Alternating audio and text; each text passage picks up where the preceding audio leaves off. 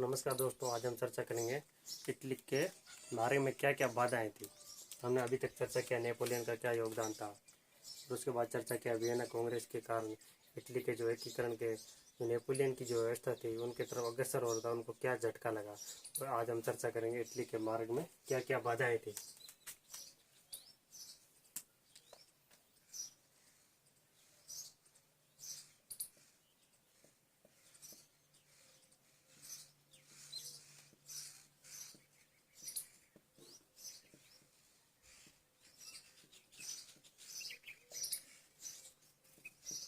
Italy के एकीकरण में सबसे बड़ी बाधा थी विदेशी प्रभुत्व।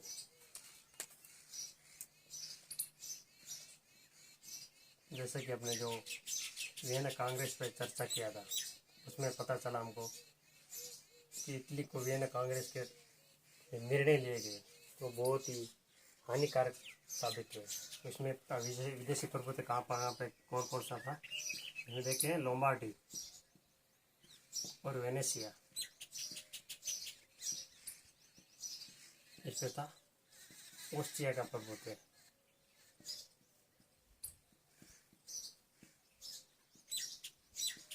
नंबर 2 है जो मध्य इटली में थे परमा,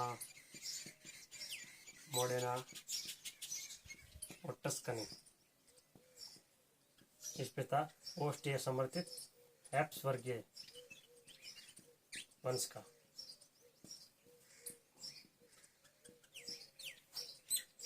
और रोम पर था पोप का शासन। नेक्स्ट है जो साउथ इटली में था सिसिली तथा नेपल्स।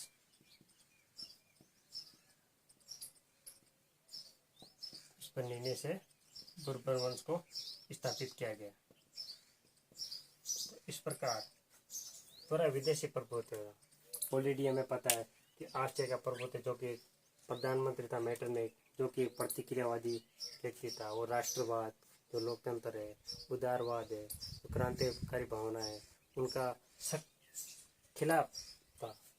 और हैप्स वर्गीय शासन यह ऑस्ट्रिया का समर्थित था। यहाँ के राजकुमार यहाँ पे शासन करते थे, तो सेम कहानी यहाँ पे भी थी। और पोप का साम्राज्य, रोम पर क्या है, पोप का साम्राज्य था।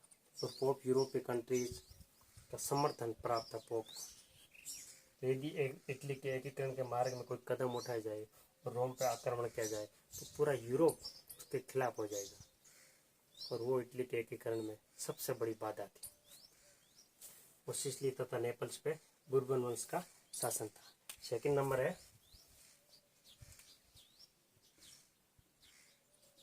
पोप का शासन।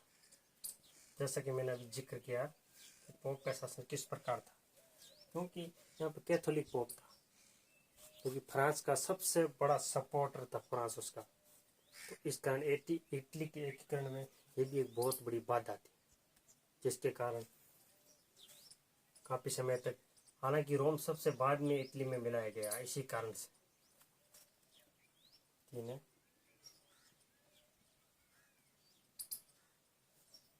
राष्ट्रीयता की भावना का भाव।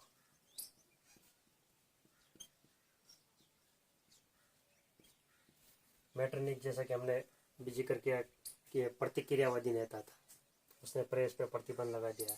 इस कारण जो बुद्धिजीवी थे, जो पॉलिटिकल लीडर्स थे, जो इटली के एकीकरण करना चाहते थे, उनके विचार जन जन के बीच पहुंचे नहीं। और जो सामान्य जनमानस था वो इटली के एकीकरण के प्रति उदासीन था। इस कारण इटली के एकीकरण के मार्ग में ये भी सबसे बड़ी बाधा थी। नेक्स्ट है प्रांतीय भावना।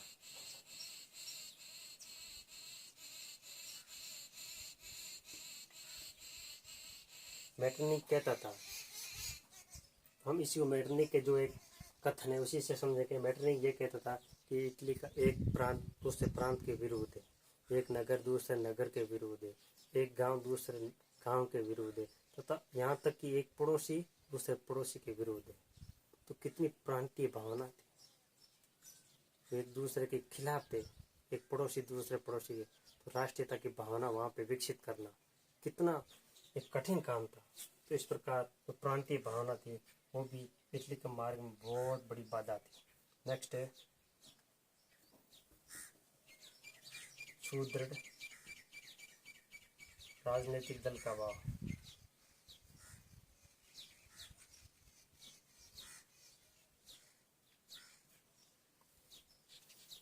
इटली में कोई ऐसा एक सुदृढ़ राजनीतिक दल नहीं था।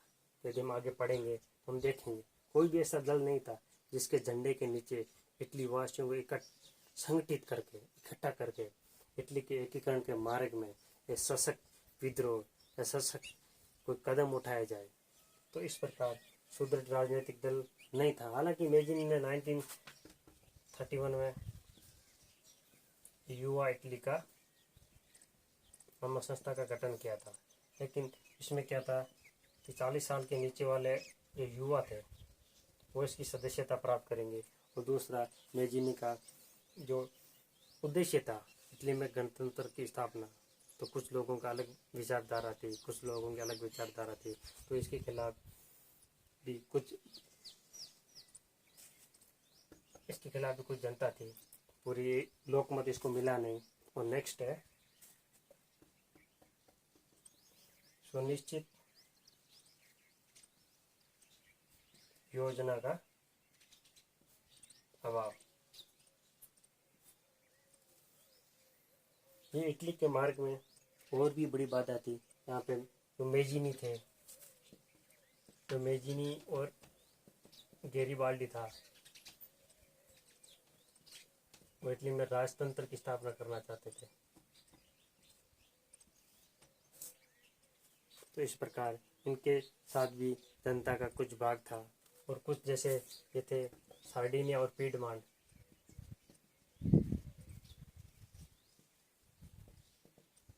ये गणतंत्र की स्थापना करना चाहते थे और ये राजतंत्र की स्थापना करना चाहता था। इस प्रकार यहाँ पे दो मत हो गए, एक गणतंत्रवादियों के साथ, एक राजतंत्रवादियों के साथ। एक था जियो भारती, आज हम इसके बारे में भी चर्चा करेंगे। जियो भारती क्योंकि एक संघ पोप के अधीन, जियो भारती ये कहता था कि पोप के अधीन इटली के विभिन्न राज्यों को एक संघ बनाना चाहिए। तो इस प्रकार ये 3 योजनाएं थी। कोई एक निश्चित योजना नहीं थी जिसके साथ पूरा बहुमत हो, पूरा लोकमत हो, पूरा जनमत हो, जिसके कारण इटली को एकीकृत किया जा सकता। और लास्ट एंड फाइनल है ऑस्ट्रिया। सबसे बड़ा कारण ऑस्ट्रिया, क्योंकि एक तो ऑस्ट्रिया में जो वियना कांग्रेस था, उसने ऑस्ट्रिया के जो प्रधानमंत्री था मेटरनिच, उसने सख्त निर्णय लिया इटली के खिलाफ। इसका दूसरा, इसकी जो नीतियाँ थी, मैं बार बार कहता हूँ, प्रतिक्रियावादी नीति, क्रांतिकारी भावनाओं के खिलाफ नीति, उदारवाद है, जो लोकतंत्र है, उनके खिलाफ जो नीतियाँ थी, जो उनके खिलाफ जो जैसे क्रांति होगी, वहाँ पे क्या करता मेटरनिच सेना भेज के उसको दबा देता, जिस कारण प्रेस की स्वतंत्रता, जिस कारण विचार एक दूसरी जगह नहीं जा पाते थे। और हम एक जब जर्मनी का एकीकरण पढ़ेंगे, उसमें पढ़ेंगे कार्लसबाद के आदेश, जिसमें हम देखेंगे किस प्रकार उसने जर्मनी के एकीकरण को रोका था, उसमें क्या क्या नीतियाँ अपनाई थी। और हम आगे भी इसी में चर्चा करेंगे किस प्रकार ये ऑस्ट्रिया सबसे बड़ा बाधक तत्व बना हुआ था। जब भी क्रांति होती, जब भी विद्रोह होता, जब भी कोई युद्ध लड़ा जाता, वो सेना भेज के उसको दबा देता, तब वापस वही रूढ़िवादी, वो जो पुरानी परंपराएं थी, इन्हीं पुराने राजवंशों को वहाँ पे वापस सत्ता दे देता। नेक्स्ट वीडियो में हम चर्चा करेंगे कि जो 1815 से 1850 तक, 1815 से 1850 तक क्या इटली के एकीकरण के दिशा में कार्रवाई हुई और उनका क्या नतीजा निकला, ये हम चर्चा करेंगे नेक्स्ट वीडियो में।